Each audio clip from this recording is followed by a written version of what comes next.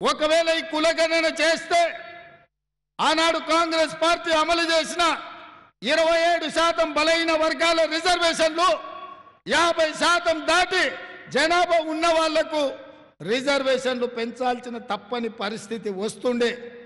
అదే విధంగా SC ST జనాభా దామాషా ప్రకారం రిజర్వేషన్లు పెంచే పరిస్థితి వస్తుండే.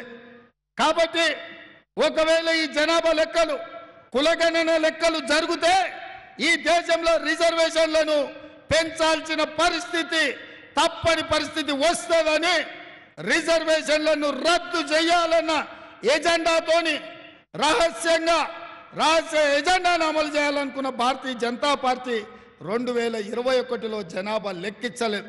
అందుకే ఇప్పుడు 400 సీట్లు వస్తే లోక్సభలో 2/3 మెజార్టీతోని ఎస్సీ ఎస్టీ ఓబీసీ బీసీ రిజర్వేషన్లు రద్దు చేసి ఇయాల రిజర్వేషన్లను తొలగించాలని భారతీయ జనతా పార్టీ భావిస్తుంది.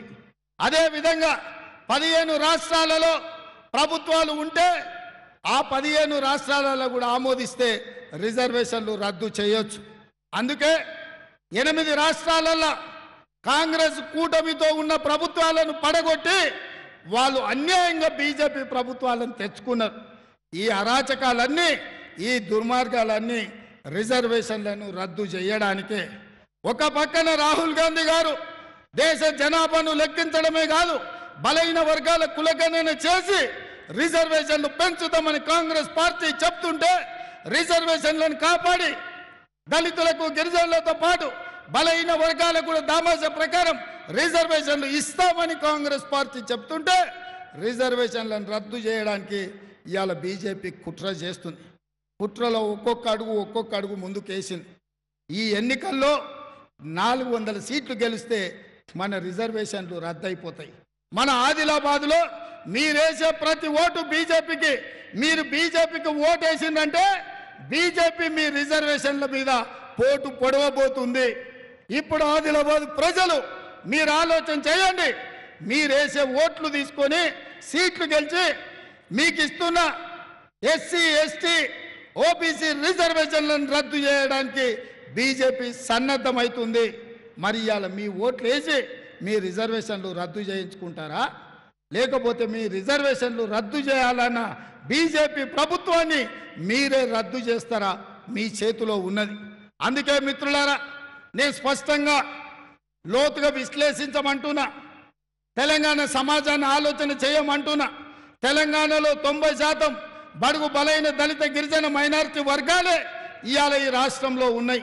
వాళ్ళ అభ్యున్నతి కోసం పాటుపడుతున్న డాక్టర్ బాబాసాహెబ్ అంబేద్కర్ రచించిన రాజ్యాంగాన్ని సమూలంగా మార్పు చేసి రిజర్వేషన్లను రద్దు చేయాలన్న కుట్ర ఈరోజు భారతీయ జనతా పార్టీ చేస్తుంది. నేను ఈ అంశాలను గత 10 రోజుల నుంచి మాట్లాడుతుంటే నా మీద ఢిల్లీ పోలీసులతోని అమిత్ షా గారు కేసు పెట్టించారు. నేను అడుగుతున్న ఈడున్న ఆదిలాబాద్ బిడ్డలను, నాకు బాగా ఈ ప్రాంతం పట్ల చాలా అభిమానం. ఈ ప్రాంతానికి ఎప్పుడు వస్తా, ఈ ప్రాంతంతో నాకు అవినాభావ సంబంధం ఉంది. 10 సంవత్సరాలు ఈ చంద్రశేఖర్ రావు దాదాపుగా 200 కేసులు పెట్టిండు. చెంచల్గూడ చెర్లపల్లి జైలుకు పంపించిండు. మిత్రులారా, ఎన్నడైనా భయపడ్డానా? ఎప్పుడైనా భయపడ్డామా? కాంగ్రెస్ పార్టీ కార్యకర్తలు భయపడతారా? బీఆర్ఎస్ ప్రభుత్వం కార్యకర్తల మీద అక్రమ కేసులు పెట్టి ఆస్తులు విధ్వంసం చేసి కాంగ్రెస్ పార్టీ కార్యకర్తలను హత్య చేసినా మన కార్యకర్తలు భుజాలు కాయలు కాసేలాగా తమ రక్తాన్ని దారబోసి ఈ జెండాను మోసిండ్రు, కాంగ్రెస్ పార్టీని గెలిపించారు. మరి ఇప్పుడు నేను అడుగుతున్నా, మీరేమంతన్నా ఢిల్లీలో నరేంద్ర మోడీ పెట్టే కేసులకు భయపడతాడా? బెదిరించగలరా? మీరు అండగా నిలబడితే ఢిల్లీ సుల్తానులైనా ఎదిరించే శక్తి మీ రేవంత్ అన్నకు ఉన్నదన్న సంగతి మీకు తెలుసు కదా. ఈ ఆదిలాబాద్ బిడ్డల పౌరుషం నాకు కొంచెం ఇస్తే కొమర భీం రామ్జీ గోండులాగా ఆనాడు తెల్లదొరల నుంచి నిజాం నవాబుల వరకు ఎట్లయితే తరిమిన్రో అదే విధంగా ఇవాళ ఢిల్లీ సుల్తాన్లు మన తెలంగాణ మీద దాడి చేయాలనుకుంటున్నారు, మనల్ని నిర్బంధించాలనుకుంటున్నారు. ఈ ఆటలు సాగవు. బీజేపీ చేసే ఈ కుట్ర రాజకీయాలను తప్పకుండా ఆదిలాబాద్ అండగా నిలబడితే తిరగబడి కొడతానని చెప్పి మీ అందరి తరఫున నేను మాట ఇస్తున్న మిత్రులు